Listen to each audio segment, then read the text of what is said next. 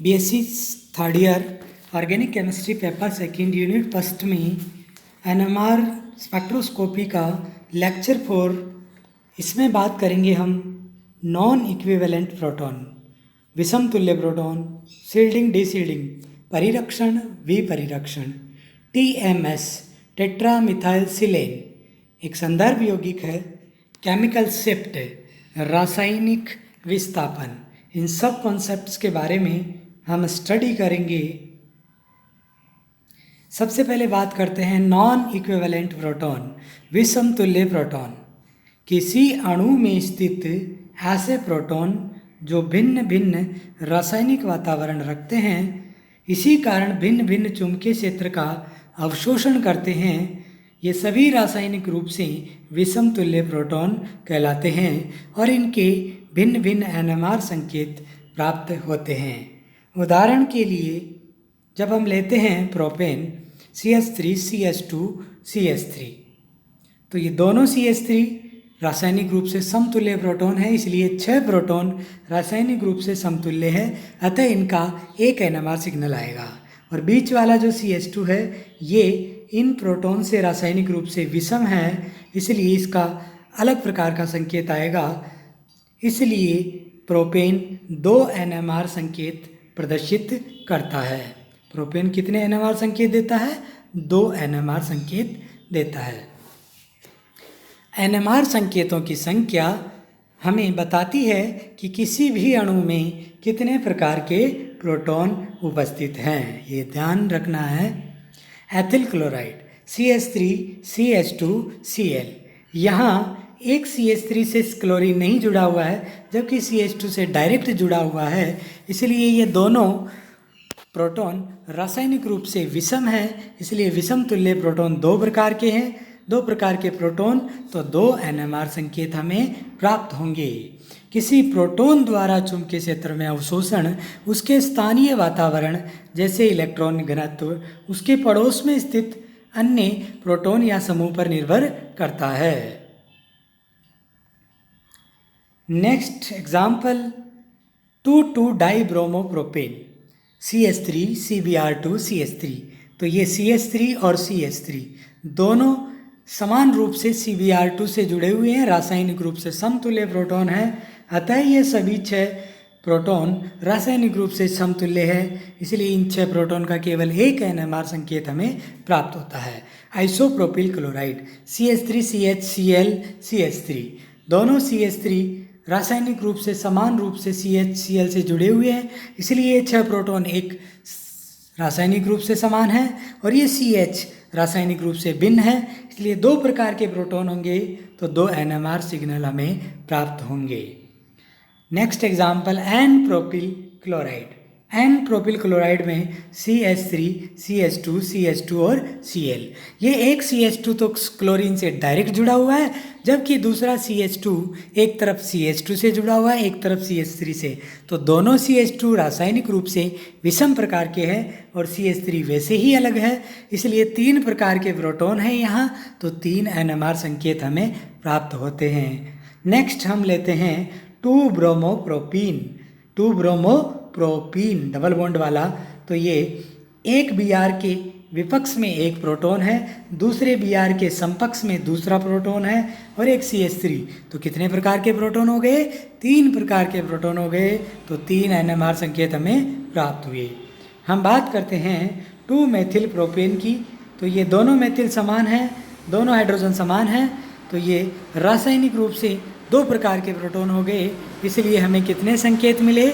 2 NMR संकेत हमें प्राप्त होते हैं। नेक्स्ट एग्जाम्पल हम लेते हैं 2,3-1,2-डाइक्लोरोप्रोपेन।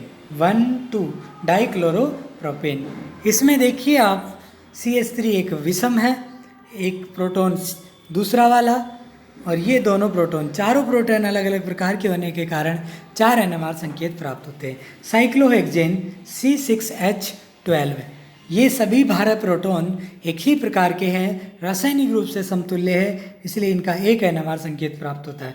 टोलुइन में CH3 अलग प्रकार के और ये बेंजीन रिंग पे अलग प्रकार के 5 प्रोटॉन इस तरह से ये दो प्रकार के NMR सिग्नल हो गए। प्रोपीन की हम बात करें तो प्रोपीन में देखिए एक CH3 है, इसके समकक्ष में एक प्रोटॉन है, विपक्ष में एक प्रोटॉन है, दूसरा समकक्ष में है और ये चौथा प्रोटॉन है। इसलिए 4 प्रकार के NMR सिग्नल प्रोपीन प्रदान करता है। नेक्स्ट टॉपिक है शील्डिंग, परिरक्षण। परिरक्षण का मतलब है कि जब प्रोटॉन का प्रेरित चुंबकीय क्षेत्र और आरोपित बाह्य चुंबकीय क्षेत्र दोनों एक दूसरे के अपोजिट होते हैं, दोनों एक दूसरे के क्या होते हैं, अपोजिट होते हैं, तब परिणामी चुंबकीय क्षेत्र प्रोटॉन पर आरोपित होता है या महसूस होता है, उसका मान कम हो जाता है, घटता है। इसलिए प्रोटॉन को उच्च ऊर्जा स्तर में ले जाने के लिए हमें अधिक चुंबकीय क्षेत्र प्रयुक्त करना पड़ेगा, अर्थात प्रोटॉन अप फील्ड को अवशोषित करता है। इसे ही हम प्रोटॉन का क्या कहते हैं, परिरक्षण कहते हैं। एसिटाइलिन अणु, एसिटाइलिन अणु CH ट्रिपल बॉन्ड CH, ये अणु है। इसमें देखिए आप, ये प्रेरित चुंबकीय क्षेत्र की दिशा है और ये बाह्य चुंबकीय क्षेत्र की दिशा है, दोनों एक दूसरे का विरोध कर रही है, इसलिए ये शील्डिंग या क्या कहलाता है, परिरक्षण। इसमें अप फील्ड भी कहते हैं, क्या कहते हैं, अप फील्ड। विपरिरक्षण या डीशील्डिंग, जब प्रोटॉन का प्रेरित चुंबकीय क्षेत्र और आरोपित बाह्य चुंबकीय क्षेत्र दोनों की दिशा क्या हो, समान हो, तो एक दूसरे को बढ़ा देते हैं, इनहांस कर देते हैं। तो बढ़ा हुआ क्षेत्र प्रोटॉन को महसूस होता है, इसलिए कम फील्ड स्ट्रेंथ की उपस्थिति में ही प्रोटॉन चुंबकीय क्षेत्र का अवशोषण कर लेता है। अर्थात प्रोटॉन को उच्च ऊर्जा स्तर में ले जाने के लिए डाउन फील्ड या कम फील्ड स्ट्रेंथ आवश्यक होता है। इस प्रक्रिया को विपरिरक्षण, डीशील्डिंग कहते हैं। और एल्कीन इसका उदाहरण है। एल्कीन में ऊपर की तरफ आरोपित बाह्य चुंबकीय क्षेत्र है और प्रेरित चुंबकीय क्षेत्र भी ऊपर की तरफ होता है। इस तरह से ये क्या कहलाता है, विपरिरक्षण कहलाता है। एल्कीन में ये उपस्थित होता है। शील्डिंग परिरक्षण तथा डीशील्डिंग विपरिरक्षण। प्रेरणिक प्रभाव, inductive effect, electromeric effect, hydrogen बंध जैसे कारकों के प्रभाव के कारण उपस्थित होता है, प्रदर्शित होता है। प्रोटॉन के परिरक्षण व विपरिरक्षण से प्रोटॉन के जो अवशोषण संकेत है, चुंबकीय क्षेत्र के अवशोषण का जो संकेत आता है, उसमें विस्थापन हो जाता है। NMR स्पेक्ट्रोस्कोपी में रेफरेंस यौगिक या संदर्भ यौगिक, अर्थात जब रासायनिक शिफ्ट या अवशोषण का संकेत निकालते हैं, उसके लिए एक संदर्भ यौगिक काम में लेते हैं जिसका नाम है TMS, tetra, T4 tetra, M4 methyl, S4 सिलेन। सिलिकॉन के चारों तरफ 4 मेथिल समूह हैं, टोटल 4 कार्बन हो गए, प्रोटॉन 12 हो गए और एक सिलिकॉन होगा। NMR स्पेक्ट्रम में रासायनिक विस्थापन ज्ञात करने के लिए TMS, टेट्रामिथाइल सेलिन को संदर्भ यौगिक के रूप में काम में लेते हैं। इम्पोर्टेंट है, ये हमें ध्यान रखना है। नेक्स्ट हम डिस्कस करते हैं कि NMR स्पेक्ट्रम में रासायनिक विस्थापन ज्ञात करने के लिए संदर्भ यौगिक के रूप में TMS को ही क्यों लिया जाता है। ये एक इम्पोर्टेंट क्वेश्चन है कि इसी TMS को क्यों लिया जाता है। तो इसको उपयोग में लेने के कारण है, ये रासायनिक रूप से कैसा है, इनएक्टिव, अक्रिय। ये किसी भी कार्बनिक पदार्थ जिसमें प्रोटॉन है, जिसका NMR स्पेक्ट्रम लेना है, उसके साथ कोई क्रिया नहीं करता।